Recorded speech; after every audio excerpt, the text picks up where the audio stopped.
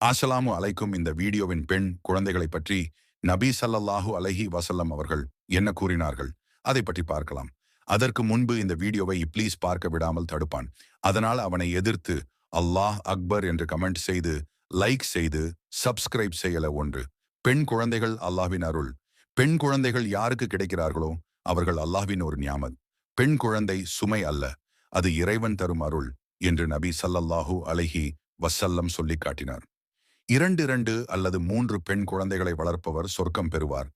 யார் பெண் குழந்தைகளை நல்ல முறையில் வளர்த்து அவர்களுக்கு கல்வி கொடுத்து திருமணம் செய்து வைக்கிறார்களோ அவர்களுக்கு சொர்க்கம் உறுதி. 3 பெண் குழந்தைகளை இழிவுபடுத்த வேண்டாம். ஜாஹிலியத் காலத்தில் பெண் குழந்தைகளை வெறுத்தார்கள். அதை முற்றிலும் தடை செய்து, பெண் குழந்தைகளை வெறுப்பவன் என் உம்மத்தில் சிறந்தவன் அல்ல என்று நபி ஸல்லல்லாஹு அலைஹி வஸல்லம் கூறினார்கள். 4 மகள்கள் தந்தைக்கு பாதுகாப்பு. பெண் குழந்தைகள் தந்தைக்கு நரகத்திலிருந்து ஒரு கவசம், ஷீல்டு போன்றவர்கள். 5 மகள்களிடம் கருணை காட்டுங்கள். நபி ஸல்லல்லாஹு அலைஹி வஸல்லம் அவர்களே தன் மகள் ஃபாத்திமா ரலி அவர்களை பார்த்தால் எழுந்து நின்று மரியாதை செய்தார்கள். இதன் மூலம் மகள்களுக்கு மரியாதை கொடுக்க வேண்டும் என்று கற்றுக் கொடுத்தார்கள். முடிவாக, பெண் குழந்தை சுமை அல்ல, அவமானம் அல்ல, சொர்க்கத்தின் வழி, அல்லாஹ்வின் அருள்.